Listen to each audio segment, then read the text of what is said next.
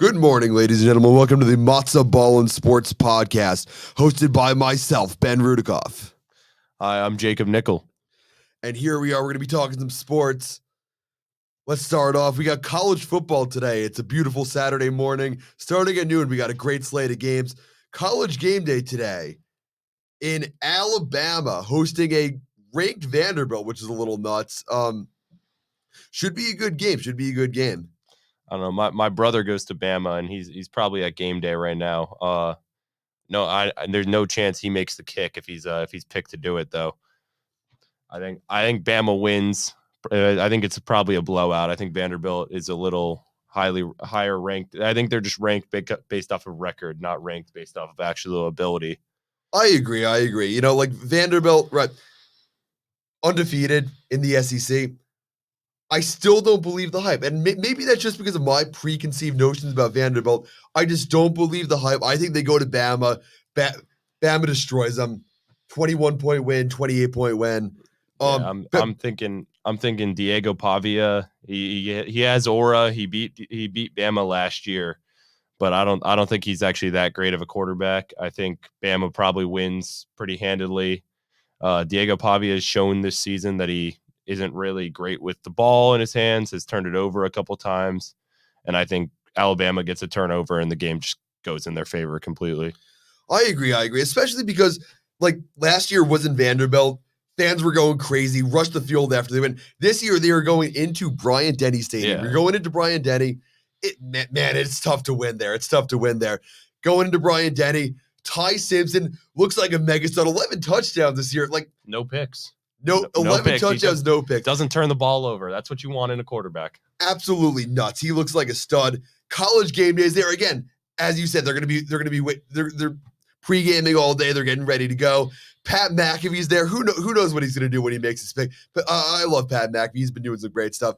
I'm a McAfee fan. I think game day was going so far downhill, especially with like Corso going downhill a little bit. I think McAfee and Nick Saban's additions were both like the best thing ESPN could have done for game day. I completely agree. Right? No, see, the thing about Lee Corso is he's such a legend. He created what game day is today. He really did. Oh yeah, the headgear picks, everything. The past few years were a little sad. It was a little sad watching him go downhill. But again, Pat McAfee. Everyone complains about Pat McAfee, right? Like everyone's like, oh, he's like too much. He's like doing whatever. He's ruining sports. He announced the lineup for like the home run derby. People are like, he's ruining baseball. I think he's a bit of a goober, but I really fuck with him. I love him. He brings the energy. He brings the energy to literally anyone who's there. He did that crazy thing. You saw Miami a couple weeks ago. He's there for college game day. He jumps up the high dive. Yeah. We were watching it. We're like, is he gonna like kill himself? Like it's crazy. Like he jumps up like 30-foot high dive. No, he's great. He's bringing the energy. He knows what he needs to do. The kick thing. He's giving away his own money. Yeah, he's giving away his own money. He's donating a lot to charity. I think it's a great program, and I just hope he continues it. And he has enough money to do it. He gets paid so much by ESPN. Like I'm glad he's giving some of it back, paying tuition for some people, sending money to charity. I think it's a great thing. He genuinely seemed like a great guy. His show's great. Like he's bringing the energy. And then you brought up Nick Saban too. I want to talk about Nick Saban. Whenever you have these former all-star coaches who then go on the shows, they're so interesting. Like obviously not anymore. Bill Belichick's now at UNC, but last year he was going on the NFL Network. His insights are unbelievable. They know so much about the game, and it's just fun to listen to. Like I never played football. I played a bit of flag football growing up, but I never played tackle football. I don't know the strategy. I don't know all the plays. I don't know all the penalties, but I think just like listening to someone who knows that much about it is the most like fun thing you can do. I agree. I agree. It's so cool to listen to. And the thing is too, it's not even just the game itself. It's the culture. Like he knows about what it takes to build a culture that leads to winning. And he can talk about it. He can talk about the culture that a team has. Obviously, the Saban coaching tree is unbelievable. Like he has coaches. Half of the SEC is in his coaching crazy. tree. Yeah. It's crazy. He builds coaches. Really so interesting to have him on game day. Right. Obviously, Reese Davis, Kirk Herbstreit, Desmond Howard, phenomenal as usual. Little sad last year, the Bear going away, moved over to Fox, but like True. Okay, actually, talking about Fox, what do you think about Big Noon Kickoff? I'm a fan in some aspects. I think Big Noon Kickoff is great, but they pick the wrong games to do it at, because you get an undefeated Penn State versus Ohio State, and it's a night game. It should be a night game. It should be game day. This is last year. But then Big Noon Kickoff says no. Fox has the deal with the Big Ten. We're putting this game as a noon game, and we're going to Big Noon Kickoff Oh, it's instead of right. game day, instead of when it should be a game day game. Right, because the idea, like when you have a night game, you can get ready all day, you get hyped, the hype just keeps building, and then you show up and people are going nuts at like 7 p.m. It's dark, like the visual's cool. And with Penn State's even more of a thing too, because Penn State has whiteout. Yeah. Like, and they won't do a whiteout game for a Big Noon Kickoff game. They had whiteout last weekend against Oregon because it was fucking game day. Right, it was game day and it was NBC. And it was right 6 in the country versus 2 in the country. Like it was so cool to see that. It really was, because again, Big Noon Kickoff has really ruined whiteout for the past like 5 or 6 years, pretty much since COVID. And right, having said that, the Oregon game was nuts. Went into overtime. Went double overtime. Double overtime. How crazy is that? At game day. Unfortunately, Penn State lost. We would have gotten a field storm if they won. As a Penn State fan, I'm losing my faith in Drew Hauer. I can't do it very much anymore, especially since backup quarterback Bo Perbula transfers out, looking like a Heisman Trophy candidate at Missouri. Missouri football's back. Transferred out of Penn State to Missouri. He's starting quarterback. He's their leading passer, obviously, as a starting quarterback, but he's also leading the team in rushing yards. He's not turning the ball over. He's just looking great. He's playing great football. I love the guy. They also have a really good running back in Ahmad Hardy. Ahmad Hardy, crazy story, by the way, worked at McDonald's since he was like 14 years old, and then got one Division I offer. Went at University of Louisiana Monroe. Went there for a year, won Sun Belt Freshman of the Year, transfers to Mizzou this year, and he's leading the league. Now he's this mega star. He's leading the country in rushing yards right now. Like, that is, I love these. I don't even get how these stories happen. Yeah, you have so many like 5-star, 4-star, 3-star recruits, and then you get these stories of these guys that just don't pan out in high school for whatever reason, go JUCO or something like that. Yeah, NAIA, and then like somehow they become these stuff. I don't really get how it happens. I guess I don't understand enough about football to know, but like, it's crazy because it was the same thing with Jake Retzlaff too. Yeah, I like Jake Retzlaff, but this guy Ahmad Hardy, right, last season has 237 carries for 1,350 yards with 13 touchdowns. This year he has less than half the carries and over half the yards and 9 touchdowns, averaging 7 yards a carry. Looking like going to be probably the Doak Walker this year. Guy's a stud. He always enters the transfer portal in college football dynasties. Always a good pickup. Very easy to build up. Right, the CFP. We're going to start playing some more CFP. I know we do. It's such a good game. They really killed that game. Again, there's really not that much to it. It's like, in terms of like the things on offer, it's not that much different than what it used to be or than Madden. But it's so good to see it back. It's so much more fun. The gameplay is so explosive. Like, yeah, oh yeah. Like, it's like Madden sort of feels like a slog a lot of times. CFP really does not feel like that. Like, no. Yeah, no, really a great game. Missouri looks good. Yeah, Missouri ranked number 19 in the country. 5-0. Bo Perbula is playing really well. Like he's thrown 2 picks this season. He's got 9 touchdowns, 1,200 yards, passing at a 76% completion rate right now. Like, wow, that sounds good to me. Their next game's a game in Missouri against Bama in a couple weeks. They got a bye this week. Okay, right. So we're looking at this. So they beat Kansas. Yep. They beat South Carolina. Why is Vandy ranked higher than them? I don't know. People are believing that they got this rusher. They got Ahmad Hardy. Like, Vandy's beat who? Like, who did they beat in they have one SEC. They beat South Carolina. They went on the road at South Carolina and won. Okay, that's fair. Missouri also beat South Carolina. I think that was a home game for Missouri, though. Right. So next week, Missouri hosting Alabama. Assuming Alabama wins, that could be game day. But we got a Vanderbilt like gauntlet the next couple of weeks. We got this week today, Alabama. Then we got a bye week. We got LSU, Missouri, Texas, Auburn, all in a 6-week span with one bye week in there. That's insane. They might be screwed. Yeah, I think Vandy's going downhill from here, boys. Diego Pavia, I love you. You have aura, but I don't think it's happening this year. Jiggles calling it now. Vandy downhill. 0-4 over the stretch. Are we calling that? I could see it. It could happen. I'm thinking they probably, I think the best chance they have to win one of those games is the Missouri game. Because they're not going to win at Bama. They're not going to win at Texas. LSU. Home versus LSU. It depends on Garrett Nussmeier. It's all Garrett Nussmeier. Nussmeier has not looked good. He was he preseason Heisman candidate. He has not looked that good. Preseason Heisman candidate, preseason #1 overall pick. I know. If he locks in, they can be a really good team. Oh, yeah. But yeah, Vandy's got a tough.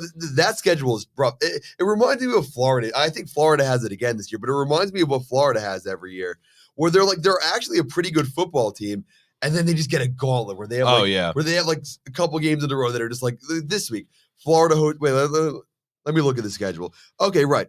LSU.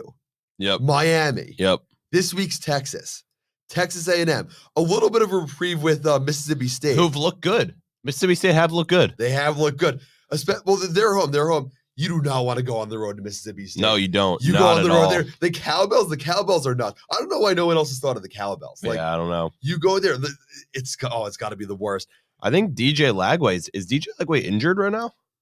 Is Lagway in? I am not sure. Wait, let's see. Because their most recent game, DJ Lagway led them in passing yards at like 61, and I don't know if that's just they couldn't move the ball or he got injured throughout in the game. No, it doesn't look like he's injured. Yeah, I don't know. Interesting. But yeah, no. It really reminds me of the Florida. Right. Okay. So, but Florida has, and then you get the Mississippi State game, who've looked good. Then you play home versus Georgia. Then at Kentucky, which Kentucky's solid. Kentucky's never an easy win because their fans are just crazy there. It's like they're never like gonna be they're never gonna be the best team in the SEC, but they're always gonna put up a fight at home in November in SEC games because they just do. That's what they do. They've been looking good the past couple of years. They have, too. Yeah. And then you got Ole Miss, you got Tennessee, you got Florida State to end the season. Like that is nuts. Yeah, like and the thing right, they always have a good looking team, and then they just run into this gauntlet. And once you lose one, you start losing more. It's very like momentum based. We saw Florida State last year. They lost their first game, lost the second one. Went what 1-10 or whatever. Oh my God, it's Florida State. The year before they were undefeated in the regular season. It's crazy. I still think Florida State should have made the college football playoff that year. I think so. I'm so happy it's 12 teams now. Yeah, that was rough. There were legitimately 5 teams that deserved to be playing playoff games. I don't think so though. I think Florida State should have made it in over Miami or not Miami. Alabama. I think they decided, Florida State, you don't have your starting quarterback. You're not a top 4 team in the country. Sure, we saw that in their bowl game, but you can't fault them for this. They didn't have any motivation. Yeah, I don't know what like. And then when they go to their bowl game and 17 seniors sit out, like 17 seniors sit out, and your starting quarterback's gone. Like what do you want them to do? The starting quarterback's gone. They're all really pissed that they didn't make the college football playoff. No one wanted to play that game anyway. And then the other side, they have more motivation than like pretty much anyone in a non-playoff bowl game. Kirby Smart's like, these guys are undefeated. They think they should be in the playoffs. Let's show them that they should not have made the playoffs. Let's prove the committee right. Kirby Smart, and then after that game, Kirby Smart, like in his post-game presser, goes, "I don't know how you can see this game and say that this Georgia football team was not a top 4 team in the country this year." Right. The crazy thing is, Georgia had an argument for the playoff too. Yeah, and they were number 6. No, that year was nuts. I'm so happy it's 12 teams. They can go out on the field, play their games, find out who the best team in the country is. Yeah, I agree. But yeah, no, the Florida State, not Florida State, the Florida schedule every year is nuts. They always have a great team. They're always ranked to start the season, and then they run into this gauntlet, and the same thing happens every year. And right, they get a bunch of losses. They get like bowl ineligible, and then you have a team. So let's see who's coming in there. You have Georgia coming in there later this year. You have Tennessee coming in there. And I guess we're talking about Florida State or Florida? I'm talking Florida. Yeah, Georgia, Tennessee, Florida State. And the thing is, look at all you got to watch for all those games because again, the Swamp is a tough place to play. The Swamp is a tough place to play. It's hot. The fans are loud. Oh yeah. You get these teams that go in there. Florida's bowl ineligible. Everyone's down on themselves. The away sideline points direct. The sun points directly at the away sideline at the Swamp too. Yeah, no, it is tough. you had these teams that go in there, and you just never know. Yeah. I remember there was one year Bama looked basically unbeatable. Florida was a complete wreck. Bama goes into the swamp. All of a sudden, they're 2 points down to the fourth quarter. You're like, what is is this the Florida team we've been watching all season? Like, there was a game. Who were they playing against when the shoe got thrown? Oh, that's a good question. I have no idea. Was it LSU? It might have been. Let me see. Florida shoe game. Yeah, LSU. It was number 6 Florida upset after forgot shoe they were throw number to the 6. LSU. Wow, they were number 6. Yeah, that was nuts. It was because the Florida defenders threw the shoe after the tackle, and then it was 15-yard unsportsmanlike penalty, right? Right. And then 15 yard. put them in field goal range to kick the game-winning field goal, right? That's what it was. Right, they were up that was nuts. That was one of the most memorable games I can ever remember. I guess I didn't remember it was against LSU, but that was a very memorable. Right, I think the ref's exact call on the penalty was unsportsmanlike conduct, throwing an LSU player's shoe 20 yards down the field. You were never going to hear that sentence again. You will never hear that sentence come out of a referee's mouth again. I don't know. My favorite referee call is the false start. Everybody but the center. I like that. Yeah, Those ones are fun. Right.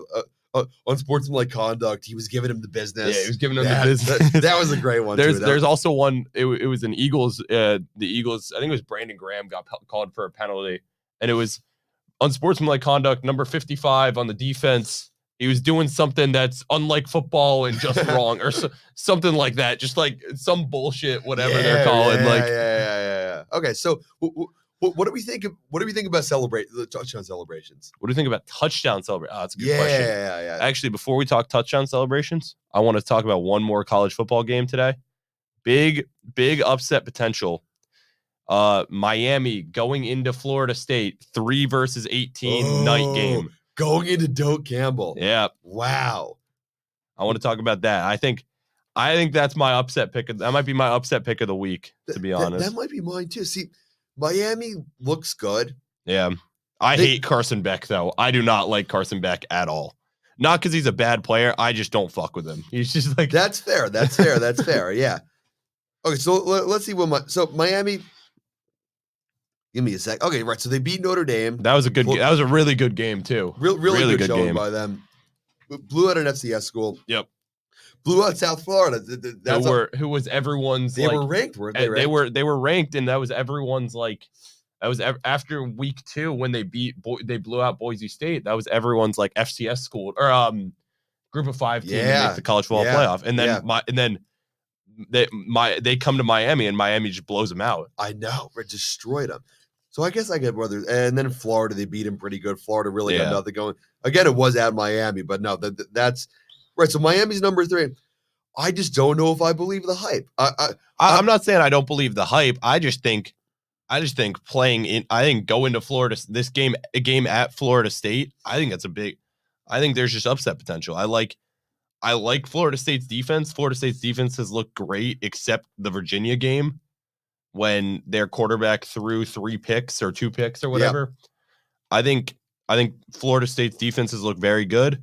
I think they can stop the Miami offense pretty well. But I don't know. 2 interceptions from Tommy Castellanos in the loss to Virginia last week. Yeah, so that's who I was going to bring. I was going to bring up Tommy Castellanos because, the entire ability of Florida State to win this game hinges on whether Tommy Castellanos can live up to the hype and be whoever. Can hold onto the football. Right. He's this guy who, against Bama, throws for 300 yards and he only throws for 150 yards, but he runs for 150 yards too, and that's 300 total yards. No touchdowns, but he still played amazing. And then against the FCS school, he looked amazing, but it was an FCS school. It doesn't really matter. Doesn't throw a touchdown in a 66-10 win over Kent State. I don't think, maybe there's not. Kent State, it's whatever. But their running backs went off. He ran for 2 touchdowns. He did run for 2 touchdowns. He's looked good on his legs. Hasn't looked great through the arm, with the arm. I think if he can hold onto the ball and the defense plays up to the hype that it's been generating the rest of the season, I think Florida State might upset Miami, especially at home. I could definitely see it happening. Last week was very concerning for Florida State, though. True. You go to Virginia, losing double overtime. Again, Tommy Castellanos, 2 interceptions. He can't make it happen. You can't fault him for getting 38 points, I guess. But like, yeah, you can't. He can't make it happen when it matters. But it's the 2 interceptions that we're faulting him for. But the defense also shouldn't be letting up 46 points to Virginia. No, they can't, and they can't be versus Miami. Exactly, they're going to get destroyed. But yeah, no. I would assume Miami's defense is probably a bit better than Virginia's. Oh yeah, I would think so. Those scenes were so cool, though. True. Field Storm at UVA. I love Field Storm. Dude, they also like are there students like on the field? Because I was seeing videos like of their Field Storm, and they were on the field as soon as the touchdown happened when like Virginia scored in double overtime. I saw. Didn't a player get trampled or something? Yeah, that's a little like disappointing. Do their students like sit on the field? I don't know how that works. Like they were there in an instant. Interesting. I got to go back and rewatch a video. I guess they or maybe they have like stands that like aren't really up from the field. Yeah, maybe. I don't know. I love Field Storms though. I guess they got to fine them or whatever. Let's see this play by play. Like at the end of the game, right? You get the touchdown in double overtime. And then so I think Florida they might have I don't know how this works. My guess is maybe they stormed the field at the end of the game and then thought the game they won and then they didn't. I don't know. And then they were just down there waiting for the end of the game or something. I have no idea. That could make sense. I feel like I've seen that happen before. Well, obviously the famous like Stanford Cal game, but I feel like I've seen that happen before. One of my favorite games. I don't think it was like a too early Field Storm, but there were like fights and everything. Do you remember that LSU Texas A&M game from like 2019 or something? They went 7 overtimes. Oh yeah, the 72-74 game or whatever. That I'm pretty sure that was a field. That was nuts. That was a great game. Right. The coaches were getting into fights after the game. Like that was like. No, I love Field Terms. I think highest scoring game in college football history, or in like recent college football history. They changed the OT rules because of it. Yeah. Which I understand because you don't want these players getting injured. That was such a cool game, though. And I remember that too. Because six touchdowns out of Kellen Mond that game. Kellen Mond, legendary NFL quarterback, three passing attempts. Yup. No, that game was absolutely nuts. And I remember watching it too. I remember like there were like 1 or 2 other like huge games that night, right? That was I don't think either team was ranked. There were 1 or 2 other huge games that night. No, the LSU A&M this game? No, they were like it was like 8 versus 10. No way. Wait. I'm pretty sure they were both ranked. I'm pretty sure they were both ranked pretty high.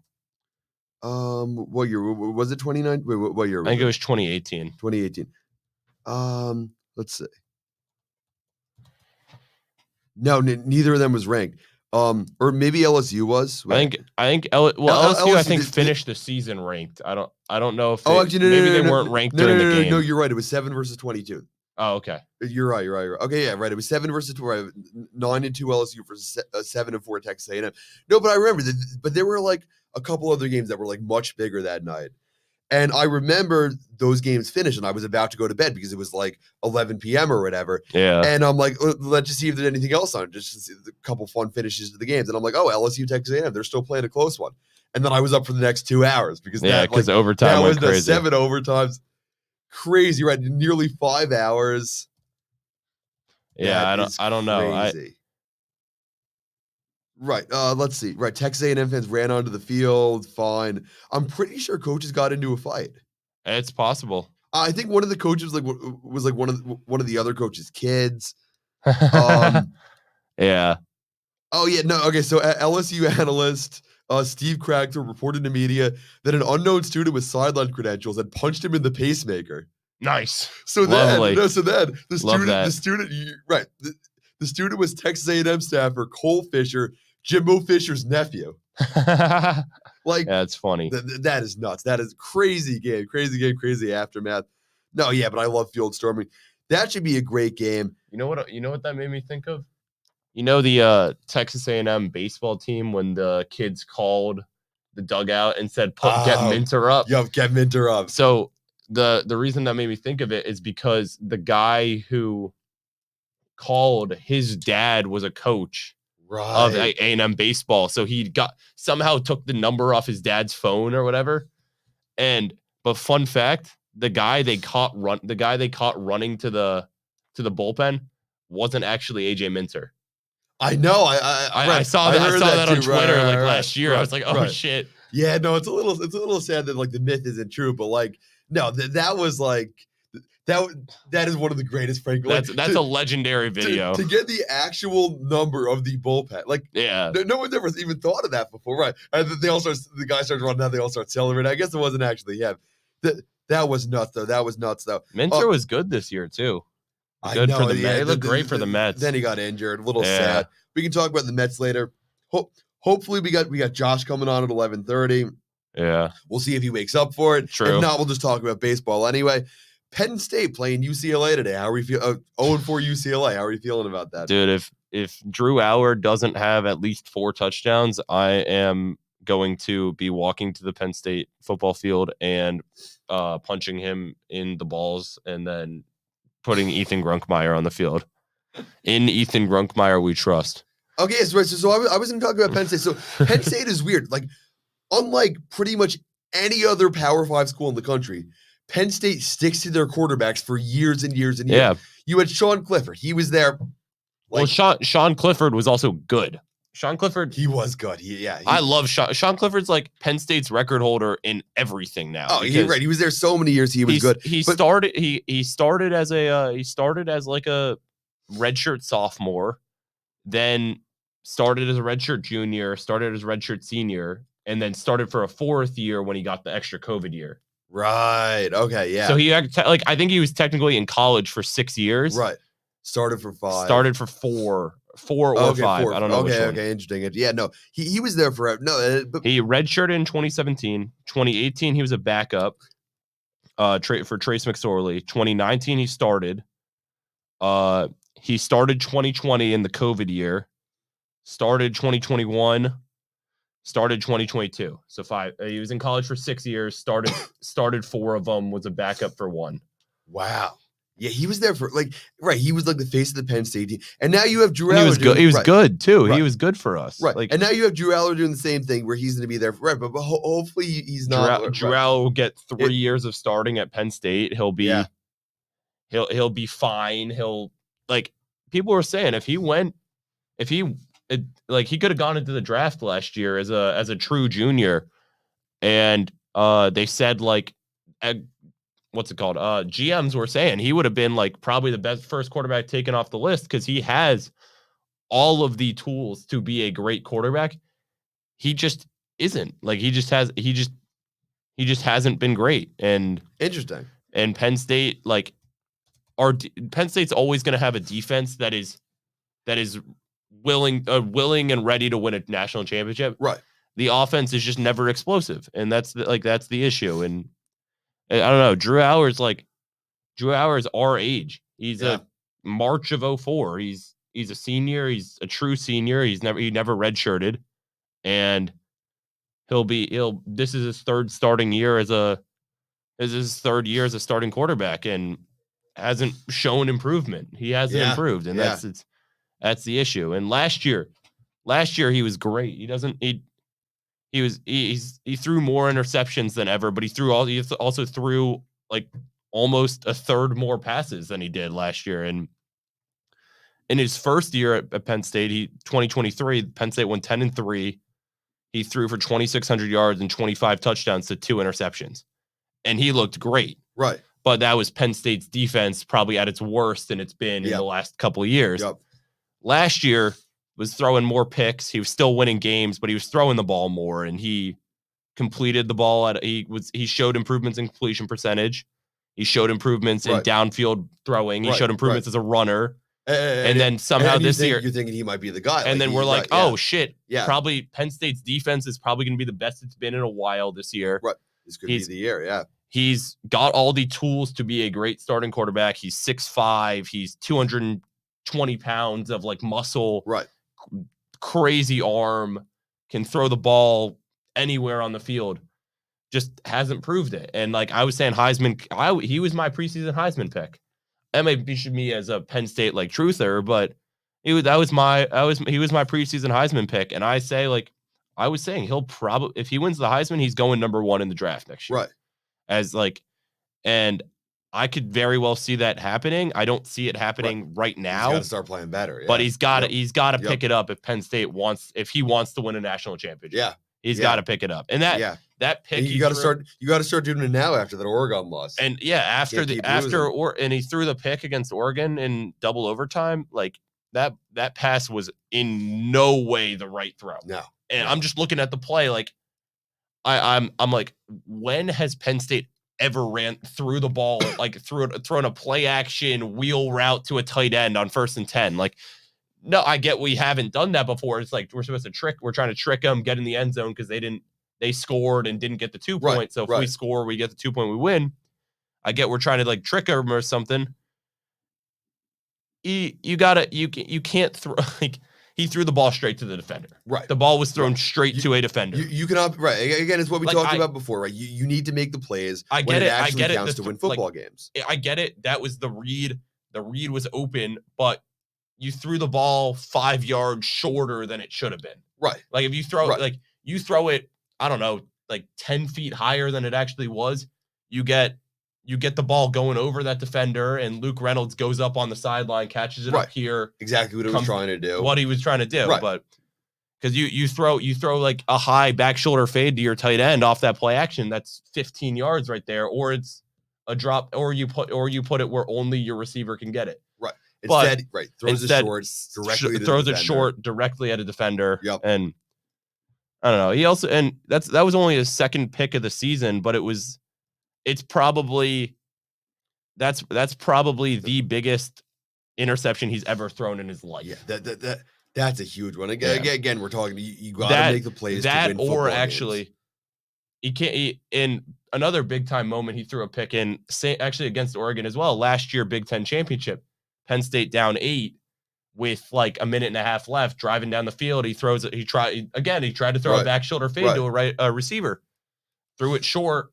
Defender jumped for it and just came down with Picked it. Like off. Yep.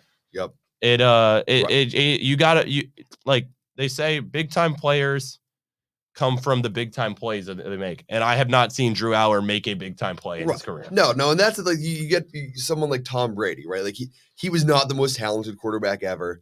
He was so clutch. Oh yeah, when the moment called for it, he would just like walk in and he would not miss a pass. He wasn't throwing picks, right? And you got guys like Drew Allar, like he has all the tools for a great quarterback. When those big moments show up, he hasn't proved himself. He's not proven himself. He cannot be throwing interception. No, I completely agree with you. Okay, so today, but they're still saying like he like has the tools to still be a number 1 overall quarterback even after that pick that he threw last week. Which honestly makes sense because I guess not making stupid passes is something that you can work on. It's something that you can get over. Right. He's got the tools for it. And the last couple of years, I haven't seen him make last year he made a few dumb reads. Like he threw some dumb picks. Right. Year before, he wasn't really throwing the ball very much. At first year starter, they weren't letting him throw the ball downfield very much. Right. He just like, and now they're letting him show his arm off. They're letting him throw the ball downfield, but it's just not. Yeah. It's not going like you'll see, at least in the Oregon game, to tie the game up, to send it to overtime. He threw a beautiful, like 40-yard ball. Right. He threw it from like the 45 in like 10, like 6 yards deep in the end zone, like basically like 50 yards in the air, right over the shoulder, right in the pocket. Perfect throw. And then you see the next time he throws the ball, he throws a pick right to a defender. Right. It's the duality of things. And if he can knock out the jitters in big time moments, I think he'll be a great quarterback in the future. I don't know. I hope so. I really like how Penn State always has that guy who sticks around as like the face of the program. I hope he figures that. James Franklin, such a good coach. I love James. Like I'm a little bit of a James Franklin hater, but I'm more of a James Franklin like supporter than a lot of Penn State fans are. Right. Like, I think you're never gonna, like, I get we can't beat Michigan, we can't beat Ohio State, we can't beat Oregon, a coach is never going to get fired if he goes 10-2 every year. No. 10-2 usually in a New Year's Six bowl game. Yep. Now that it's the 12-team playoff, if we go 10-2 in the Big Ten in the college football playoff, like he has probably the most secure job out of any like big Power 5 conference coach. I completely agree, and you see sometimes with like the Ohio State Michigans of the world, sometimes they'll like lose a game, and you're like, how do they lose that one? Penn State doesn't do that. They don't lose to the teams they're supposed to. They don't lose to the teams they're supposed to beat. Right. I guess that Illinois game, but that's really the only one I can remember. Like, yeah, but that Illinois team was bad. Like that year, that was bad. That was a bad team. Yeah. No, like that was the year after Micah Parsons gets drafted. The defense isn't looking great at all. It's still Drew Hour's first year as a starting quarterback. Right. Yeah, that game, or no, that was Sean Clifford's last year. Yeah, that was the year that we went 7-6 that year, I think. Oh wow, really? 2022 Penn State 7-6. Yeah, that game. Nope, 2022 we went 10-2. What year? I don't know what year I'm thinking. 21 was the Illinois game. 21. Let's see. Wait. It was like 21. We went 7-6. Yeah. Oh wow. The Illinois game 20 to 18 and 9 overtimes. This is what's his face is like final. This is Sean Clifford's last year as a starter. Not game like there were 2 games that season where the Penn State really should have won. I think they played at number 3 Iowa and both 2 5-0 teams. Wait, Iowa's number 3. Yeah, 2 5-0 teams. Penn State goes in. Sean Clifford gets a concussion in the second quarter. Penn State can't move the ball the rest of the game. Huh. The defense was looking. They were up 20. Like they were up 20-0 when Sean Clifford went out with a concussion. I'm sitting there watching this game, and I'm like, you got to be kidding me. And then they get 2 weeks off. They get a bye week. They're hoping to bounce back at home versus Illinois. Can't move the ball again. Yep. And then it goes to the 9 overtimes, and eventually Penn State just lost. Right. I actually watched that 2 game. 2-point shootout late. Yeah, I actually remember that game because I was driving home from taking the ACT, and I've had overtime on my computer, like on my phone, sitting on my dashboard, watching the overtime while driving home from my ACT. But they lost to a highly ranked Ohio State team. They lost to a highly ranked Michigan. Lost to a highly ranked Michigan State. Penn State ends that season 7-6 by losing to a pretty decent Arkansas team in a bowl game. It was also like the COVID year, so you don't really have like the home crowd. But Penn State pretty much every year they go 10-2, which is nuts. And I agree. I think if you're a Penn State fan and you're actively calling for James Franklin's head, I think you really need to rethink that, because you see that with a lot of fan bases who are, I think, somewhat entitled. The big one that comes to mind for me is the Yankees fans, right? Well, the Yankees fans, and then you saw it with the Knicks last year too, and they actually succeeded, got Tom Thibodeau out, which I'm pissed about. But I don't know why you fired Tibbs. I didn't like that. I don't know. We can talk about that in a second. But the Yankees fans annoyed me even more, because the Yankees made the World Series. Yep. They had a fantastic year, made the World Series, lost to a really good Dodgers team, one of the best baseball teams of all time, in my opinion, especially in the playoffs. That team just locked into the playoffs. I'm so excited to watch them for the rest of this postseason. I don't want to talk about that yet. I don't want to talk as a Phillies fan. We're talking about that later. That's our big topic of the day. Yup. Lost to the Dodgers in 5. Really great Dodgers team, and then everyone's like, we got to fire Aaron Boone. Yeah, they were calling for Boone's head. They were calling for Boone's head. I do not understand it. I really don't. He's a good manager. The team made the World Series, and because of the way that, if they had lost in a really close ALCS, people wouldn't be doing that. Yeah. Because they lost in 5 to the Dodgers, it really doesn't make sense to me. Right. So then you get the Knicks. Tom Thibodeau. They actually forced him out. Tom Thibodeau. That was further than the Knicks have been in 20 years. He makes the Knicks' first conference finals in this century. Yeah. In this century. And he gets fired. Yep. Again, because of the way they lost. They lost to the how did we lose to the Pacers? The Pacers are a great team. The Pacers were great. The Pacers were good. They had some ballers. Where's New Britain, Connecticut, Rudy? New Central Connecticut. Yeah, that's where Tom Thibodeau's from. Really, he's from New Britain. Yeah, it's like Connecticut. like half an hour for me. Wow, Yeah. wow, yeah, not quite Southern Connecticut, but yeah, no, so Southern Connecticut. Again, talk about it a lot. Where I grew up, North Haven, Connecticut, best region in the world. Oh yeah. You know, great schools, great towns. Dan Orlovsky. Yeah, Dan Orlovsky, the guy who comments on quarterbacks and ran out of the back of the end zone after taking a snap. I don't want to hear about Dan Orlovsky. I hate Dan Orlovsky. I really do not like him either. Like he also hates on Jalen Hurts, and I'm an Eagles fan. I'm a Jalen Hurts truther. Like I don't give a shit that he throws the ball for 150 yards.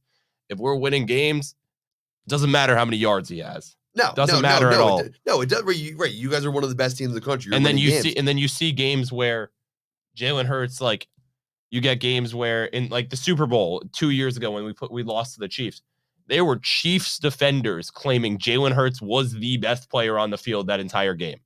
If he doesn't fumble that football in the third quarter, Eagles win that Super Bowl, and Jalen Hurts is now a 2-time Super Bowl champion. Yep. Like. Yeah, no, like it's Jalen Hurts is a great quarterback. You saw it in this past Super Bowl. He's Super Bowl MVP. He threw the ball for like 250 yards, 3 touchdowns. Right. He wanted to go back in after like Nick Sirianni pulled the starters when it was 40-6. Jalen Hurts wanted to go back in, score more. Yeah. Like he's a great quarterback, and I don't see how people don't see that. Right. No, he throws on like a high NFL level. Obviously, he can run too. Yep. The tush push. The tush push is great. I completely agree. Did you know Jalen Hurts' wife, her last name's Burrow as well? Really? Yeah. Bry Burrow. What? Huh. That's actually pretty funny. But yeah, no, like the Eagles look great. They look great again. Obviously Hurts, like that team looks good. And everyone was like, oh, like after Jason Kelce retired, they would like drop off a little bit. They really have not. No, they haven't. He retired, then they won a Super Bowl the next year. Yeah. Well, Jalen Hurts or Cam Jurgens, who's the Eagles center now, Jason Kelce, like handpicked. He said to Howie Roseman, like, if you're picking a center, pick this guy. This is the guy who it should be. Like, right. And they picked him, and he starts at right guard his first season. Jason Kelce retires. Slides over to center. Eagles O-line hasn't skipped a beat. Eagles O-line is still the best in the NFL. Tush push. They said the tush push couldn't be ran without Jason Kelce. Cam Jurgens still looking great. He has some issues. Like I've seen him in like his first couple of games with Jalen Hurts, he'd snap the ball over Jalen Hurts' head a couple times, but didn't matter. Right. Like it's worked out now. He's worked with Jalen Hurts for 3 years now, each time with a new offensive coordinator, actually. Yep. But I'll talk about that in a second, but I think he's great. I think he doesn't I think Cam Jurgens is great. I think the Eagles O-line is still the best in the NFL, and I don't see a world where the Eagles I see they're going to lose a game this season, but I don't see a world where they're not the pick for the Super Bowl right now. I agree. I think it's them versus Bills, and I think it's an Eagles win over the Bills. Yeah, the Bill. I just don't trust the Bills to win the big games. They find a way to choke in the playoffs every year. Yeah, they've been going on for decades, honestly. But true. But yeah, no, they always find a way to choke every year. I think the Eagles are the odds-on favorite to win the Super Bowl right now. Yeah, how could they not be? Like, it's pretty much the same team from last year that like made the Super Bowl, dominated the Super Bowl. Yeah. And yeah, no, I completely agree. Right. I also think going back to the Eagles, talking about how they I don't know if you've ever seen this graphic, but every year, Jalen Hurts has been a starter in college football, NFL, different offensive coordinator, different play caller. Really? Every year. And he still wins. Wow. He still wins. Every year. Every year. That is actually Let me find this graphic. Wow. Yeah, and I'm not a fan of the Eagles offensive coordinator this year is Kevin Patullo, who he was our quarterback's coach. He's been and we promoted him to offensive coordinator, but he's never called plays at any level. And I think sometimes he forgets that you have one of the most arm talented quarterbacks in the league with two of the best receivers in the league and just doesn't use them half the time. Right. but they still look great. Exactly. They still look great. Yeah, no, but right. We were talking about like Dan Orlovsky, right? So again, I do really like the whole thing of having like former players and coaches and stuff like that talk about football. Right. Obviously, Nick Saban, Tony Romo. Yeah, Romo's good. I like Romo. I hated Romo when he was in the NFL because I just don't like the Cowboys. Right. But I think he breaks down. Like I've seen him multiple times, like say this is what's going to happen on this play before the play is even before Hike's even called. It's like crazy. It's crazy. All right, you want to hear this graphic? Yeah. Since 2016, his first starting season at Alabama, Jalen Hurts, 2016, Lane Kiffin, his play caller, Brian Dable, 2017, Mike Locksley, 2018, Lincoln Riley, 2019, Doug Peterson, 2020, Nick Sirianni, 21, Shane Steichen, 22, Brian Johnson, 23, Kellen Moore, 24, and Kevin Petullo, 25. Wow. 10 seasons in a row with a different offensive coordinator. And he's winning. Wow. Yeah, that's 10 seasons in a row with a different offensive coordinator or play caller. He's honestly such a good quarterback. Again, he's throwing on an NFL level. The running is unbelievable. The tush push, Jalen Hurts knows what he's doing. The hype is real.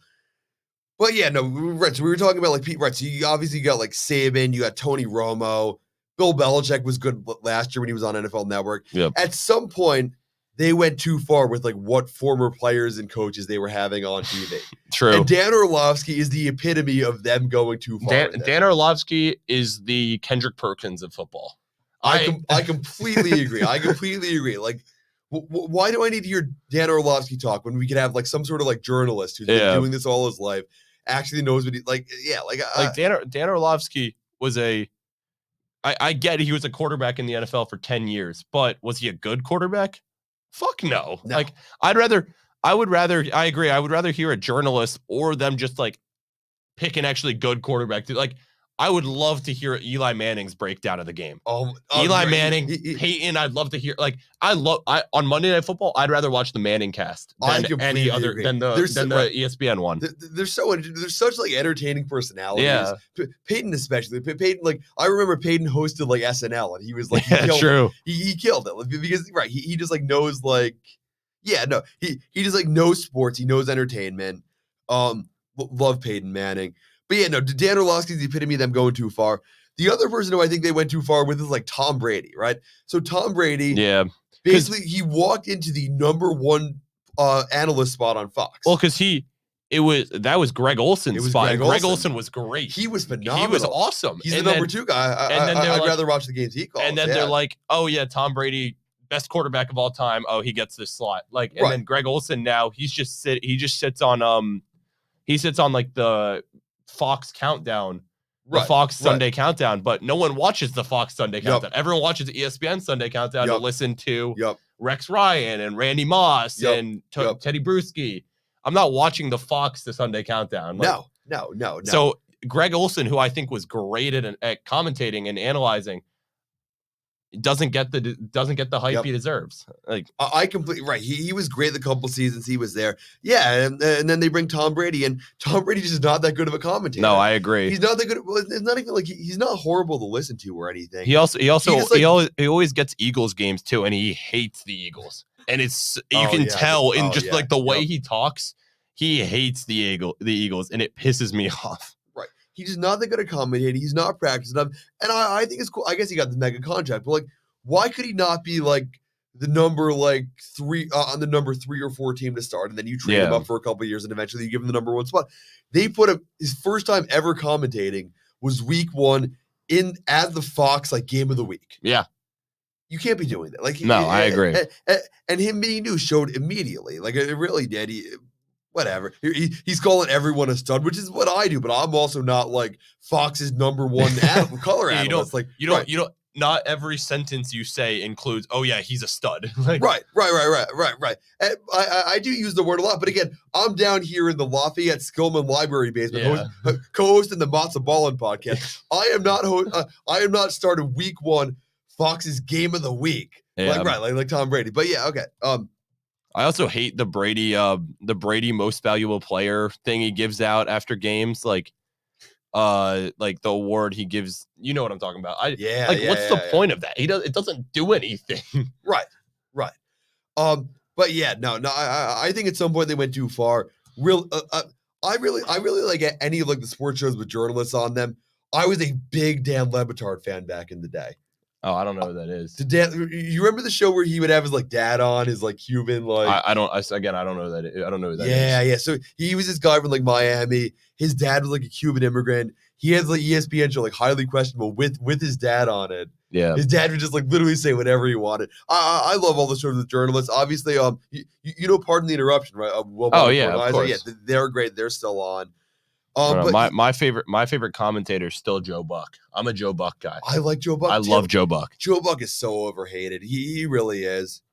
Like he knows what he's doing when he calls the games. He did the World Series for like 25 years. Like right, he's an even better baseball commentator than he is a football commentator. Yeah. I like him. I really like Ian Eagle. But yeah, obviously for college football, Kirk and Chris Fowler. Yep. Great commentary. Kirk Herbstreit's great. You ever watch Good Morning Football on NFL Network? Like it's their weekday morning show. I'm a Nate Burleson guy. I like Nate Burleson. Ooh, I think he actually he was an NFL receiver. He wasn't great in the NFL, but he knows what he's talking about. He's like pretty entertaining to listen to. Like he gets you like wanting to actually listen to what he has to say. I think right. I think he's pretty good. I don't know.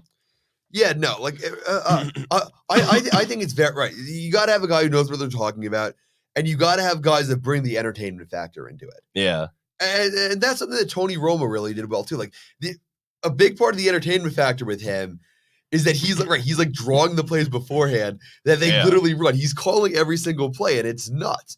And that's what you have with the Mannings too. They know what they're talking about, and they're so entertaining to listen to. No, but they also bring in like guests too, and the guests are just fun. Like right.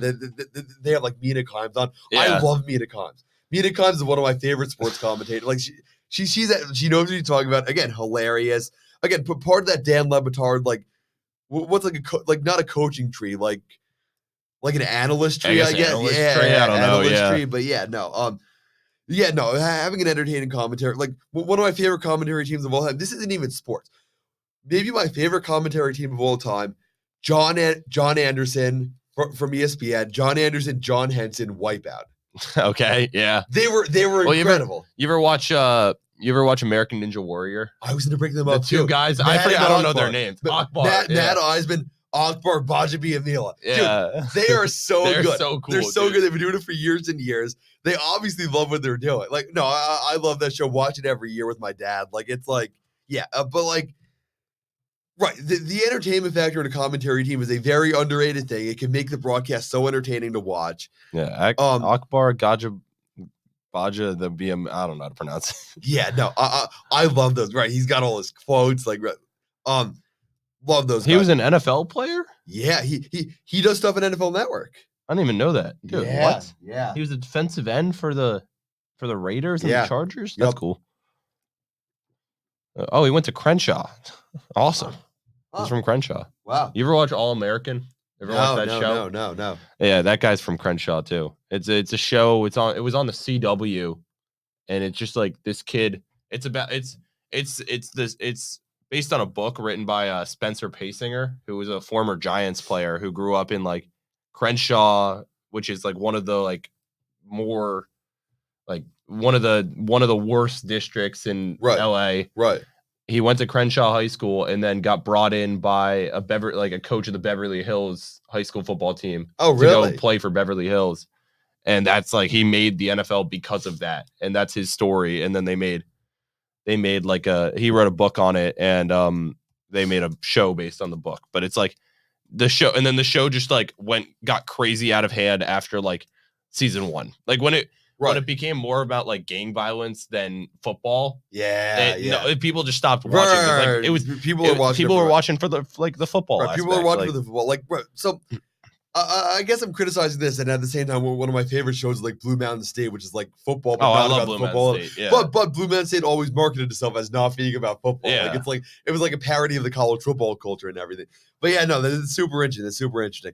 Okay, yeah. So it's 11:55. We should probably get into our big topic of the day.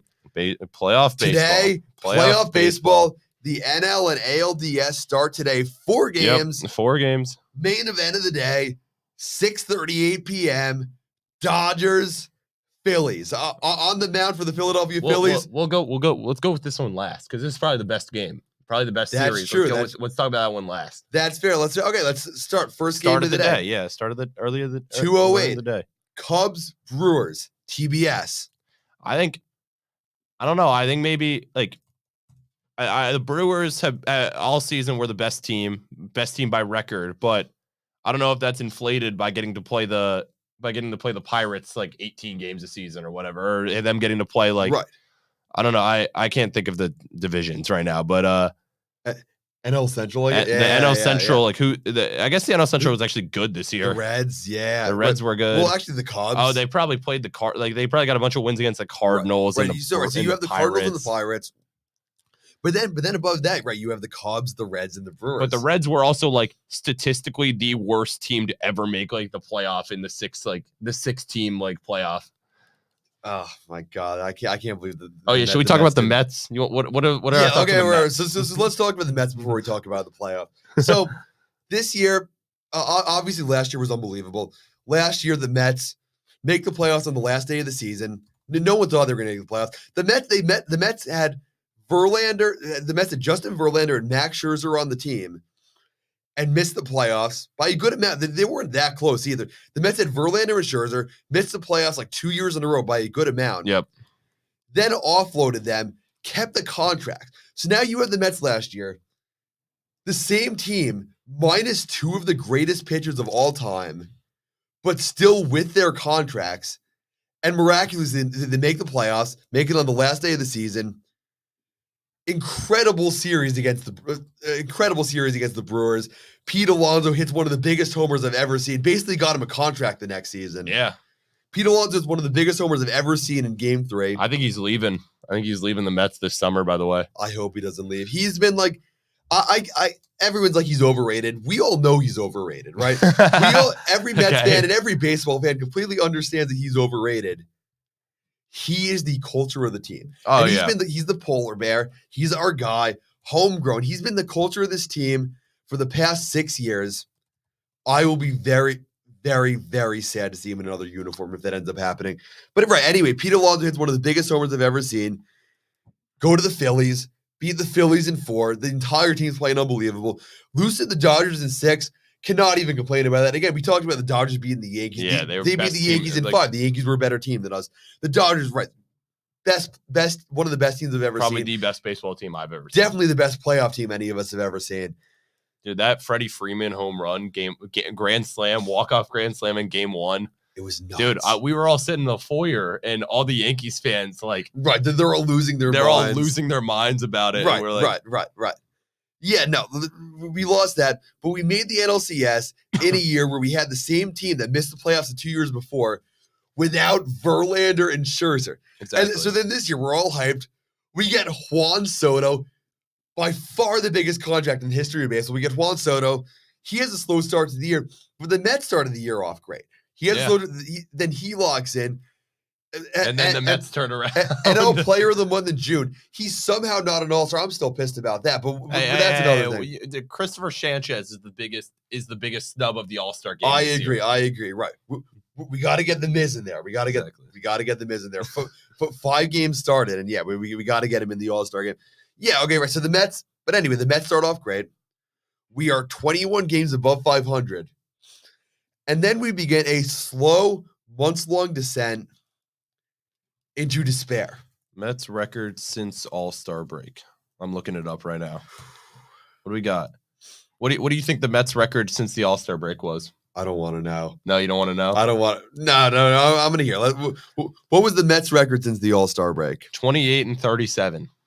Oh, my God. To end the season, what? 83 and 79?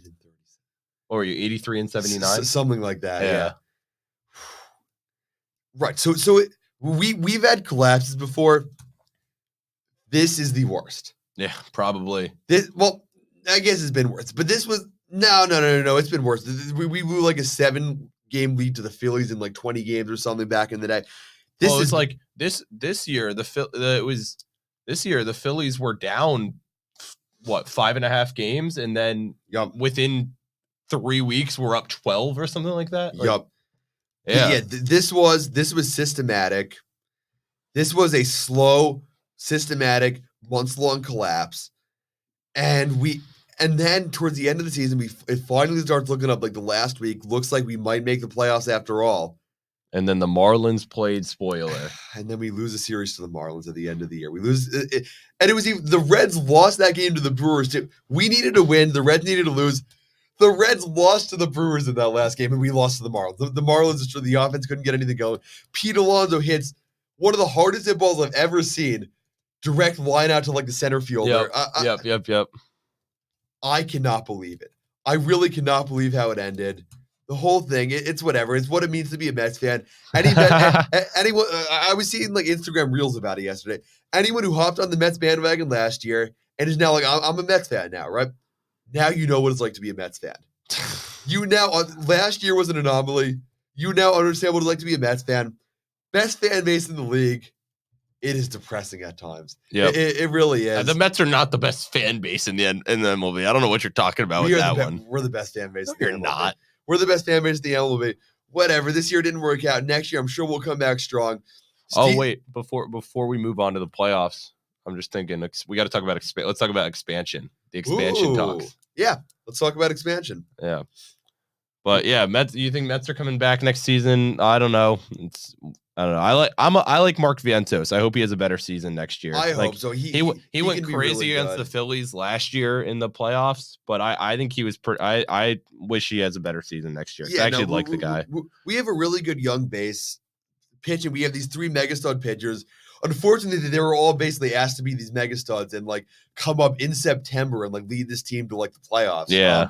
Which sort of sucks, but like I think they're going to be good. We got a bunch of other young guys. We got Luis Angel Acuna, who looks so far like he's very fast. Right, he swings. We see the flashes, but we don't know. We see the comparison. Right. So far he's looked like his brother in every way, except for his hitting ability. Yeah, except for the fact that he hits like 200. But he also plays short. He also plays short instead of right field or whatever. Yup. No, but he can be very good.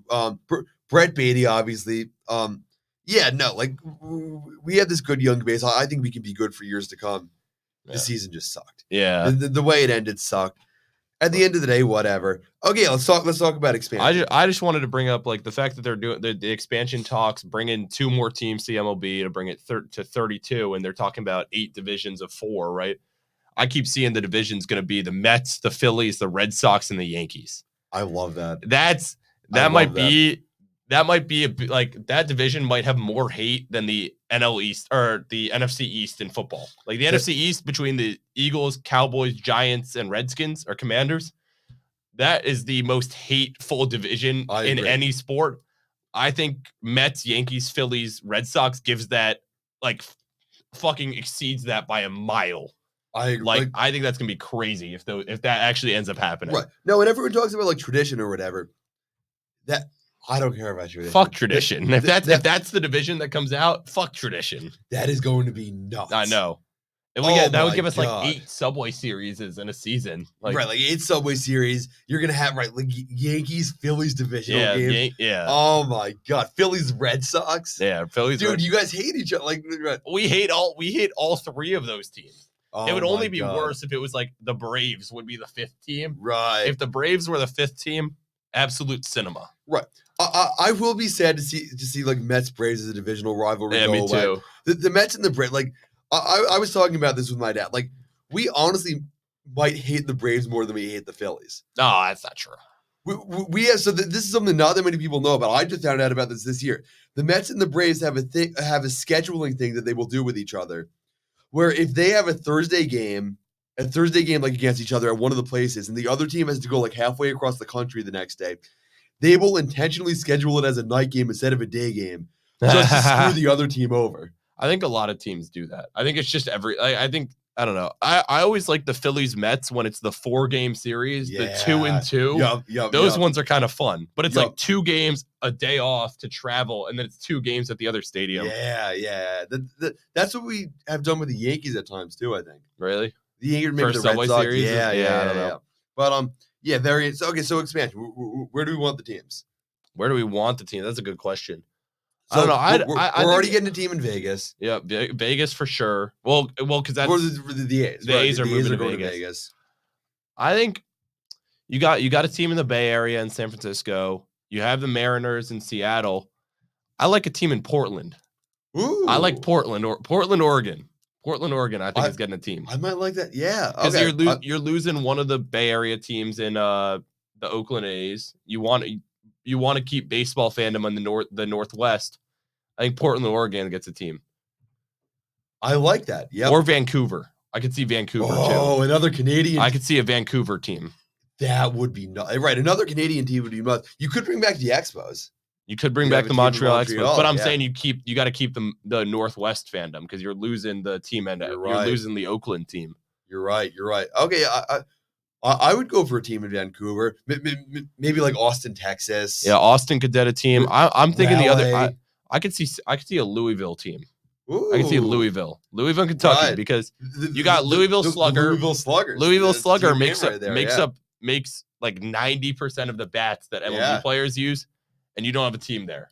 That is a good right. You're right. So you could go Louisville, you could go Raleigh or Charlotte. Charlotte getting a team would be cool. That would give Charlotte the all 4 Big 4 teams. Yeah, it would because they have the Hurricanes, the Carolina Hurricanes. I think you mean the Hartford Whalers. Hey, shout out Southern CT. Right. Let's put the new MLB team in Hartford. Bring back the Hartford Whalers. The Hartford Whalers. They're an MLB team this year. No, I completely understand why no league wants an expansion team in Connecticut. I love the state. No, people would be very, very excited for a couple of years, and then people would stop going to the games. The reason one of the big reasons the Whalers moved is because no one actually really went to the games.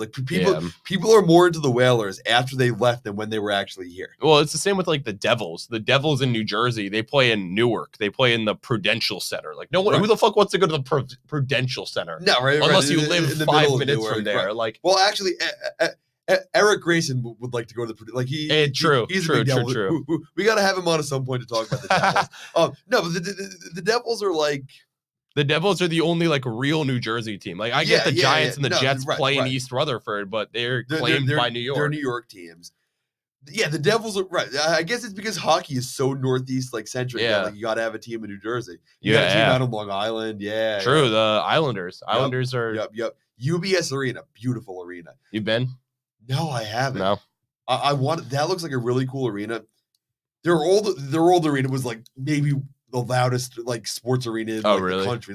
But what was the old arena? To going back to the Prudential Center, I've been to the Prudential Center before, but not for hockey. I've been for concerts. It's a cool venue, but no one wants to go to Newark. Who wants to go to Newark for a football game or a sports game? No, right. Okay, so the Islanders, the Nassau Coliseum, right? It was built in 1972, closed a couple years ago. Okay. One of the worst arenas for it was horrible. The facilities were decrepit. It was so loud in there. Okay. You would watch an Islanders playoff game. It would be so loud in there. I love arenas like that are just old, horrible, but like Rutgers with basketball. The Rack or the Jersey Mike's arena, but the Rack is nuts. You know the best basketball arena? Liacouras Center at Temple. The Liacouras Center at Temple. I'm a little biased. My graduation was held there. Right. So my high school graduation was held there. So I'm a little biased, but Liacouras Center is really cool. I like that arena. We're talking Philly. I'm a big Palestra. Palestra is awesome. I'm a big Palestra guy. The Villanova plays at the Wells Fargo Center. Really? Oh, they play their big games. They'll play at the Wells Fargo Center. Yep. When they play the big East teams, and they play if they have a big non-conference they have a big non-conference game, they'll play in the Wells Fargo, but they have their own stadium on campus. It's actually nice too. I've been there. Okay, so that's what a UConn does too. So UConn they're in Storrs, Connecticut. By the way, if anyone doesn't know, Storrs, Connecticut, complete middle of nowhere. It's farmland. They literally call stores Cowtown. Nice. Complete middle of nowhere, at least half an hour from Hartford. Right, so they play like smaller games at Campbell Pavilion on campus. Campbell Pavilion is like a very cool arena. Gets really, really loud there. And then any of their big games, they play in Hartford at the XL Center. Yeah. Really screws the students over, but like I guess they have to do it because like Campbell Pavilion just like isn't like it's the same as Villanova. They don't have enough seating to hold like all the people that want to come to that game. When you have like Villanova or Providence coming in, it has to be in Hartford. It has to be in Hartford at the XL it's Center. like Villanova. If Villanova has like, if it's Villanova UConn or something like UConn's Big East, right? Yep. So if it's Villanova UConn, that's a game that would happen at the Wells Fargo Center. Yep. You're right. It's the same for the XL. The XL Center, by the way, again, horrible arena. Like the walkways and stuff, like the concourses, they are bad. Like it is like that entire arena. It needs to be torn down. They need to rebuild it. There's no really good reason to rebuild. I guess for UConn basketball, but like there's nothing really big happening in there where you need to rebuild it. But it's where the Hartford Whalers used to play. It's been up forever. It just actually sucks as an arena. So at some point March Madness was in Connecticut in like 20. I actually went March Madness Connecticut in like 2018. I went March Madness in Philly a couple years, 2022. Fun. Yeah, so March Madness in Connecticut. They have not touched it since. They have not been back. They don't want to go back. It was like so they did it where it's like 4 games in like 4 games in round 1 on the same day. The entire thing was badly mismanaged. The concourses were like completely crammed, but they're always crammed because they just suck. Yeah. But the whole so for the second session, people weren't getting in until halftime of the first game. It was halftime of the first game. This stadium was half empty because people were stuck outside waiting in line. Whatever. Like the arena sucks. You got to rebuild it. There's not really a good reason to rebuild it. But yeah, no. Okay, so should we get to playoff baseball? Yeah, let's go back to playoff baseball. So we got Cubs Brewers this year, right? Like obviously Brewers best record in the MLB this season. Yep. Freddie Peralta looked great. He's their ace. Yep. He's on the mound. Freddie today. Peralta on the mound against Matthew Boyd. I don't know Matthew Boyd. Let's see what's Matthew Boyd up to. Let's see the game log. Yeah, a 3.9 ERA away. That's pretty good. But 2-7 record away. Has he pitched in the playoffs yet? Probably not. Postseason career, 1 game, which is this year.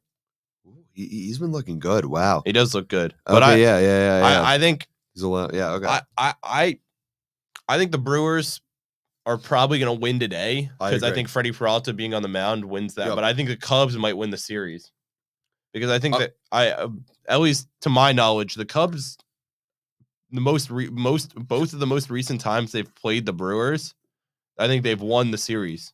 Their two most recent series. And Cubs are coming off a wild card win. That they're hyped. They're having fun. They want to be there. Like no, the Cubs are a good team. They're a young team. Pete Crow Armstrong, he's so Pete Crow Armstrong looks great. Yeah, he's so good. All-star starter. Cubs Brewers played a 5-game series. What? Monday, August 18th, a doubleheader on the 19th. Played on the 20th and then played on the 21st. They played a 5-game series. Really? Yeah, played a 5-game series and went 3-2 in Cubs' favor. Wow, I don't know if I've ever heard of a 5-game series. I assume one because there was a doubleheader in there, so I assume one of them was like a rain out from before. Yeah, no, the Cubs look great. Pete Crow Armstrong again, all-star starter, batting 7th. It's just a really deep lineup. Pitching's great from the Cubs. Shota Imanaga always looks great. Oh my God, he's so good. I could very much see the Cubs winning the series. I agree. Peralta on the mound, they should win today. So the thing the Brewers got going, so they got Peralta starting today. He'll be good to go in Game 5 if it comes to. They'll have the Miz pitch tomorrow, probably. Yep. But I don't know if he's been shaky. Hasn't he been shaky? He's been shaky recently. He hasn't. I don't think he's pitched. He hasn't pitched in a playoff game before, right? He's a rookie. No, rookie. Yeah. Yep. I don't know if I'd trust the Miz in a playoff game, to be honest. Me either. You just never know what's going to happen, right? So that should be a very fun series, fun game. I agree. I think Brewers are winning. You got to watch out for the Cubs. I think Brewers win today, but I think the Cubs win in 4. Ooh. It's best of 5, right? Best of 5. I think the Cubs win 3 straight. They win tomorrow. Or no, that game wouldn't be till Monday. They win on Monday to tie it up 1-1 going back to Chicago. Chicago wins 2 games at home and they get out of there. Interesting. All right. I'm going to make my call right now. I'm going to say Brewers in 5. Brewers in 5. All right. Brewers in 5. I think if it goes to a game 5 and you get Freddie Peralta back on the mound, Right. I think the Brewers will win. I'm thinking they win today. They take one of the next 3, and then Peralta wins it for him in game 5. Okay, right. Second game of the day, 4:08 p.m. Yankees, Blue Jays. On Fox, Yanks, Blue Jays. Yankees, crazy win to the series. Lost True. game 1 to the Red Sox. I was clowning every Yankees fan in the house. So was Casey. Then of course they come back. I feel bad for the Red Sox fans. They had a really fun team this year, but they did. I'm a Bregman guy. I like Bregman. I'm an Alex Bregman fan. I mean, who's not? Well, obviously we are. Yeah. We're obviously we're Jewish. Matzah Ballin podcast. We're big Bregman fans. But I don't know. I don't know who to pick in this series. I like the I like the Blue Jays. Like I like their team. Have a bunch of former Phillies in the bullpen and Jeff Hoffman and Sir Anthony Dominguez, who are both very good bullpen pitchers. Alejandro Kirk is funny to watch run. I've always liked Vladdy. Yep. Oh, yeah, absolutely. Like I don't know. And Davis Schneider out of Berlin, New Jersey. Apparently, that's 10 minutes from me back home. Who is Davis Schneider? Davis Schneider. They're probably Jewish too. Yeah. Oh, definitely. Yeah. Oh, look at this guy. How can you not root for that guy? Oh my God. Wait, what position does he play for the Blue Jays? He's a left fielder. Oh, he went to Eastern? Oh, that's my high school rival. Yo, that's awesome. Okay, Davis Schneider, we're gonna be watching him today. Davis Schneider, my goat. Right, he's our new favorite Blue Jays player. Right, we're gonna be watching him. We're gonna be rooting for him. On the other side, you obviously got Aaron Judge. Fuck the Yankees, bro. On the other side, Judge. Oh my God, he's fuck the Yankees, but like Aaron Judge is so good. On the mound today, Louis Skill, solid pitcher. Kevin Gausman for the Blue Jays. Should be a fun game. I think the Blue Jays win the series, but I'm going to say Blue Jays in 5. I agree with you on that one. I don't think it's a sweep. I don't think they win in 4 because I don't think they'd win the series in New York. But yeah, I think the Blue Jays win the series at home in 5. I also like the They got to ups. Like I wonder if I don't know if the Blue Jays are favored in this series, but I think tomorrow. Look out for Max Fried pitching. Max Fried was great this year. Oh, Max Fried looked so good this year pitching. 19-5. What a pickup from them. 19-5, 2.86 ERA, 189 strikeouts, 110 WHIP. Yeah, he looked great. He's nuts. He pitched great in the wild card round. He did. Too. He did until they took him out, and then until he took it. Yeah. Yeah, but no, he looked great. 6 1/3 of 6 strikeout balls. No. 2 walks and 4 hits. Yeah, I think he's great. Yeah, he's unbelievable. Later tonight, 8:38 p.m. on FS1, Tigers, Mariners. Obviously, from the Mariners, one guy you got to talk about. The big dumper. Cal Raleigh. Yeah. Oh, my God. What a stud. I don't know. The guy who's pitching for Detroit right now has an 108 ERA in the playoffs this year. What? He has a 108 ERA. God, how does that happen? I don't know. Okay, wait. How do you get an 108 ERA? Well, let's look at this. Okay, wait. So no, this is saying 108.00 ERA. Oh, here's what. Okay, so he pitched 1 out of baseball. He's pitched 1 out in the playoffs and gave up 4 runs. And gave up 4 earned runs. Yeah, starting this guy. Yeah. Oh God. I think I like the Mariners to win today. I think I like the Mariners to win today. Right. A 108 ERA in the playoffs. I also love J-Rod. Julio Rodriguez is just fun to watch. Yeah. Yep. Like I probably have I think the Mariners. This might be a Mariners sweep. I think the Mariners sweep this series. I really like to see him. I really want to see him go far. Right. Julio Rodriguez, Cal Raleigh. Again, what he's doing as a catcher is completely unprecedented. Yep. People have been talking about that. 60 homers. Oh my God. Imagine if he gets a homer tonight. Like, oh yeah. The Seattle crowd's always great. They're going to go nuts. Like, I'm excited. I'm excited for that series. I think the Mariners sweep, but you got to look out for Skubal. Skubal's pitching tomorrow. Skubal's the best pitcher in the MLB. Yeah. Cy Young, yeah. Gonna win the Cy Young in the AL. That's a game that might go like 8 innings of no run baseball. Yeah. And then Cal Raleigh hits bottom 9th walk-off home run. That's my prediction. The cinema.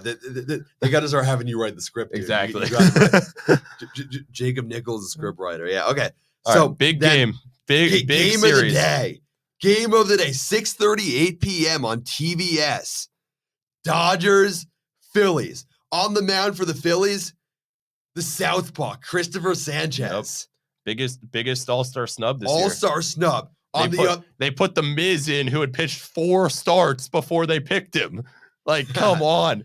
And Christopher Sanchez is going to be snubbed for the Cy Young, too, because Paul Skeens has like a 1.96 ERA. Yeah. But Christopher Sanchez leads the NL in strikeouts, or is second in the NL in strikeouts, second in the NL in wins.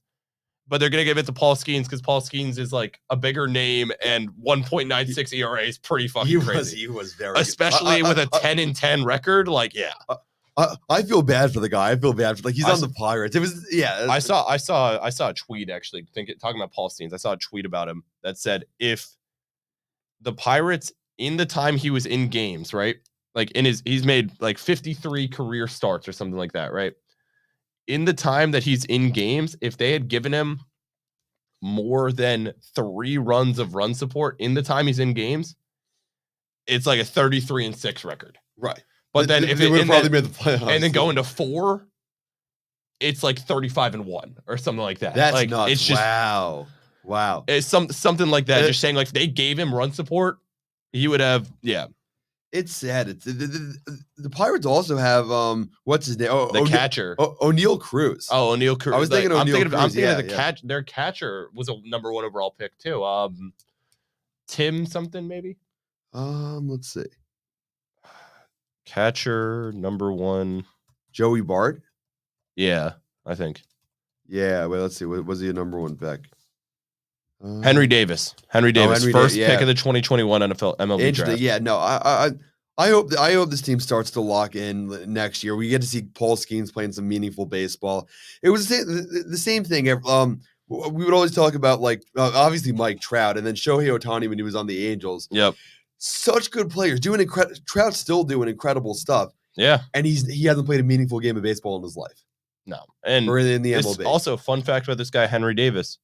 First time a number 1 overall pick pitcher has pitched to a number 1 overall pick catcher, MLB history. Really? Paul Skeens, Henry Davis. Wow. Yeah. Wow. Very cool. Okay, yeah, so Christopher Sanchez, mega stud on the mound. Yep. He's going up tonight against Shohei Ohtani. Shohei Ohtani on the other side of the mound. Dodgers beat the Reds in 2 games. Didn't need Shohei for game 3. Nope. He's going tonight. Ohtani, Sanchez, as someone who hates who hates the Dodgers, maybe hates the Phillies, definitely hates the Phillies even more. I'm so excited to watch this game. I'm so excited. Thing to think about here: the Dodgers haven't hit lefties well this year. Ooh, the Dodgers have not hit lefties well. So I think, neither of the Phillies really is Shohei's a lefty, right? No, it says he's a Show's righty. A righty, right? Yeah. Phillies don't hit righties Phillies don't hit the ball very well. Like Phillies, right. Okay, so yeah. I don't know. Like you got Kyle Schwarber, mega stud, gonna hit a home run probably. Like Bryce Harper. Obviously, he left the Nationals and then they won a World Series. But ever since he's been with the Phillies, he's lived up to the hype. Yeah. Oh, yeah. He has 100%. Him. Like we were talking about Mike Trout, they're 2 number 1 overall picks that were picked in, I think, back-to-back years, who neither of them have won a World Series. They're both going to be first ballot Hall of Famers. They're both multiple-time MVPs, multiple-time Silver Sluggers. Yep. They're both first ballot Hall of Famers, and you can't say they haven't lived up to the hype just because they don't have a World Series. Yeah, I'm looking at this roster like. It's so good, right? Schwarber, obviously, Bryce Harper, Trey Turner's amazing. Such a good leadoff hitter. Alec Boehm, again, great playoff player. Alec Boehm, awesome. Alec Boehm was out for like 2 months of the season, but then he came back and hit 280 or something like that. Nuts. He, like Harrison Bader, Phillies trade for him at the trade deadline, a bunch of Phillies fans are saying, "Hey, why'd we trade for this guy? He's going to be a platoon center fielder. What are we doing?" He's batted 360 since being on the Phillies. Since the trade deadline, he's batted 360. That is nuts. Wow. Right, you got Marsh, Bader, Real Muto. Best catcher in baseball. He's unbelievable. Max Kepler. Max Kepler's Jewish, right? He is. Yeah. Max Kepler. Harrison Bader playing for Team Israel in the World Baseball Classic next year. Ooh, fun. And Garrett Stubbs, Phillies backup catcher, is going to play plays for Team Israel. Yeah, it's always funny when you see the Jewish players. Like, yeah. No, right. It's like the Jewish baseball. Like it's funny. Right. You guys also got Bryson Stott. Again, great playoff player. Bryson Stott, probably in my opinion is the best defensive in my opinion the best defensive second baseman in the league. Yeah. It's him and Tommy Edman who you're both going to see in this game today. And he's one of those guys again. Where as soon as the playoffs hit, he just like starts hitting like he's like.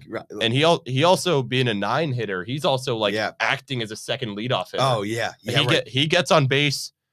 Trey Turner gets on base, and then you got Schwarber coming up second. Harper, Bohm, Real Muto. Like you got 4 big dogs with 2 guys on base. Like usually 2 guys on base, and then you got Schwarber, Harper, Bohm, Real Muto. Like teams, the depth on this team is crazy. The offensive firepower. It just depends if they swing the bat well, and if Schwarber hits a home run, I think the Phillies win the game. I agree. Like that's a nuts team, right? So then you got the Dodgers. Obviously, Shohei. Mookie Betts is so good. Mookie Betts always great, but it had a bad year this year. Yeah, had a bad year for his. He was injured, but he had a bad year for his like normal Mookie Betts. Yeah, like, big name this year. You just right again. This is a team. You go down this lineup. It's like, how are all these guys on the same team? Teoscar Hernandez, Freddie Freeman. Getting older, had a down year as well. He still batted 295, but Freddie Freeman is a career 300 hitter. Right. Like he had a down year for his standards. You guys are getting older. Tyler Glasnow. Sad. The pitching. Tyler Glasnow had not a great year.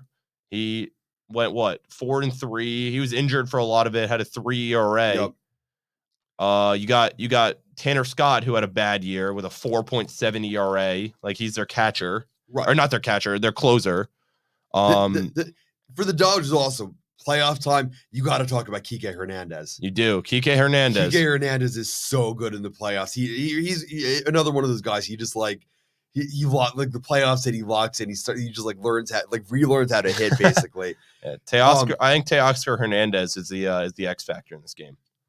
In this series, I think Teoscar Hernandez is interesting. Has been their best like pure hitter this season, and I don't know. I mean, not like he didn't hit for a great average, but he hit 25 home runs. He was injured for a lot of it.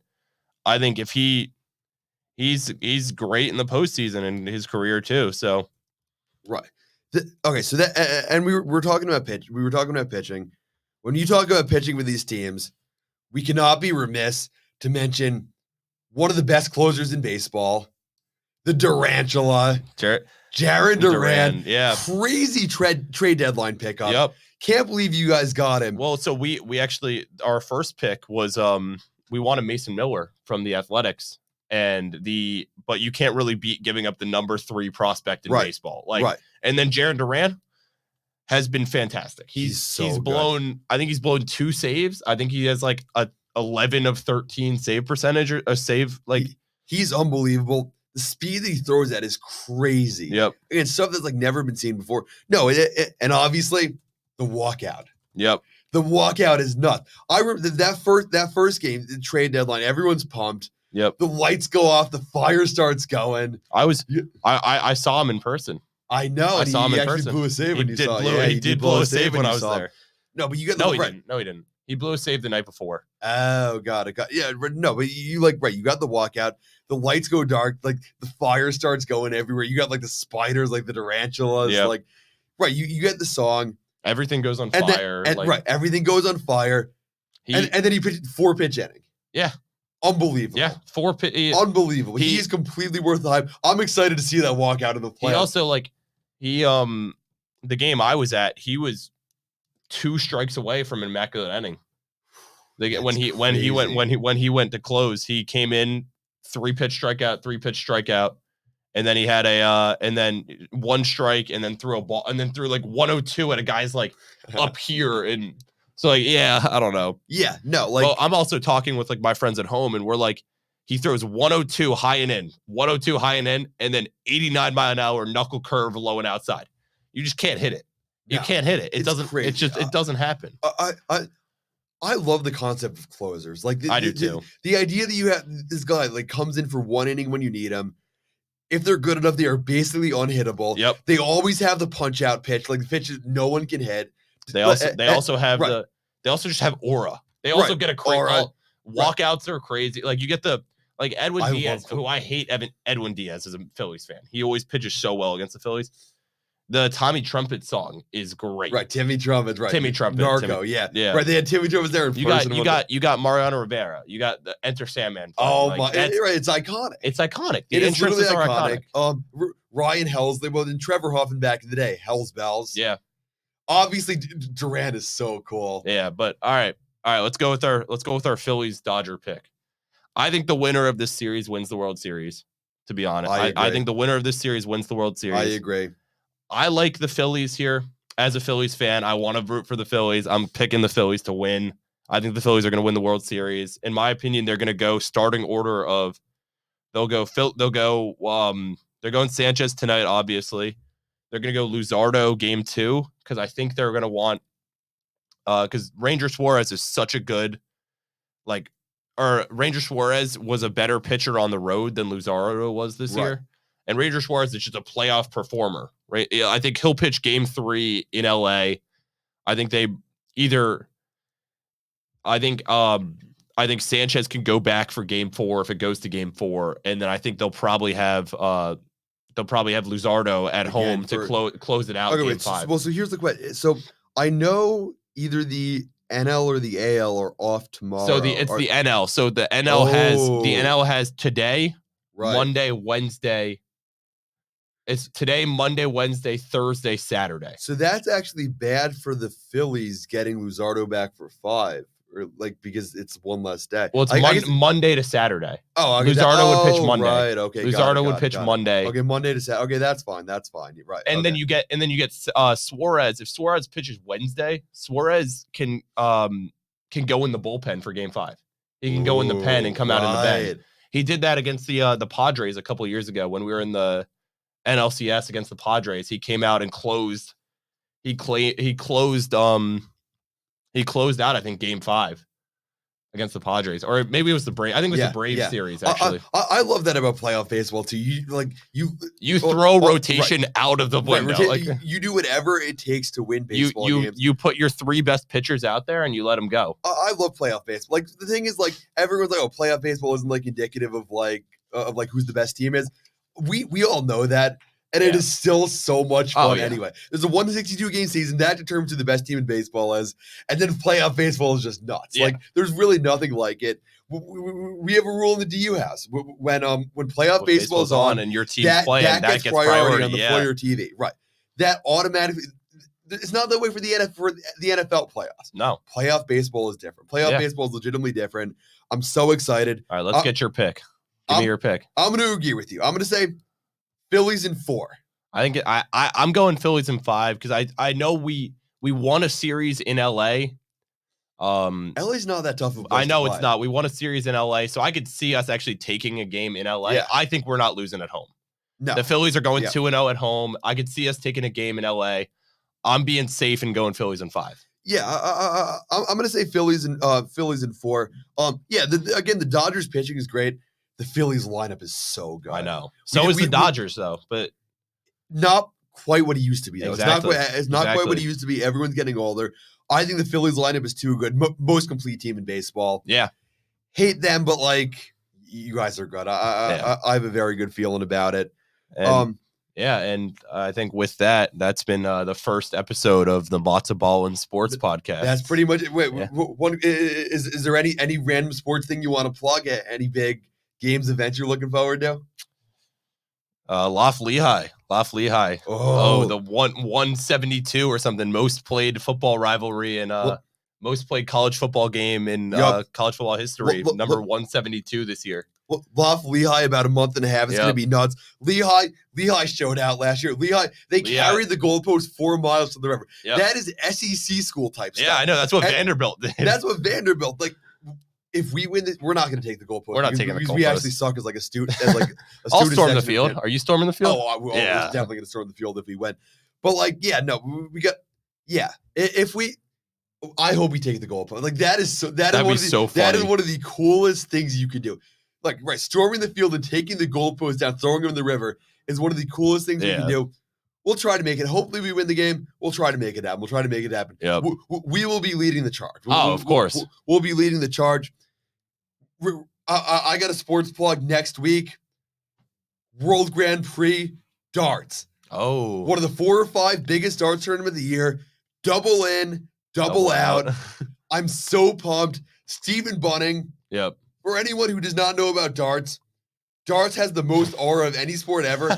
It should not be nearly as exciting. If you're watching darts, they play the entire song for a guy's walkout. Right. It's the most annoying thing you've ever watched. No, you don't need to listen to Michael Van Gerwen walk out to the entirety of whatever the fuck song. Michael Van Gerwen. You don't need to listen to 5 minutes of Michael Van Gerwen. Dude, it's so right. So darts, right? Literally. Darts is a sport. You have guys throwing darts at a board, and at some point they were basically like, "How do we make this the most insane thing we possibly can?" So now you're packing these like 5,000 seat arenas, right? Everyone has a walkout, 5,000 people, all drunk. The players are drunk too. The players are drunk too. They're all like singing. They're all like along. 40 years old, like with beer bellies. Like they're right. Stephen Bunn, right? My favorite guy. Luke Littler's my guy. Luke Littler looks like he's 50. Right. He's 18 or whatever. Years old, looks like he's 50. Stephen Bunning, 40 years old, looks like he's at least 60. Yeah. Stephen Bunning is my favorite guy. He might have the most aura of any athlete I have ever seen. Why is that? How is he better than Joey Chestnut? Dude. Joey Chestnut, bro, it's Joey Chestnut. Joey Chestnut is the best athlete in his sport. Joey Chestnut's he is. Joey Chestnut's number 2. Stephen Bunning, though, he walks out, he's doing the hand motion. He's like, it's crazy. It's crazy. The fans are all going nuts. Insane aura. Insane. True. Luke Littler is like. Luke Littler is just fun. I just think he's cool because he's 18 and he's like the best darts player in the world. And it's like he's been doing this since he was like 16. Like he's been on the pro darts tour since he was like 15 or 16. Right? Yeah, no. He made it right. He's basically like popular. I probably wouldn't know what darts was if it wasn't for him popularizing the thing. No, like it's nuts. I love darts. So intense, so much more intense than it should be. I love it. We're making DU with Darts House. We got darts on the fire. Yesterday we had people like putting on YouTube videos of like we were watching matches. 9 darters yesterday. 9 darter compilation. Love it. World Grand Prix next week. All next week. Watch it on every afternoon. Other than that, I guess that's it. Oh, last thing.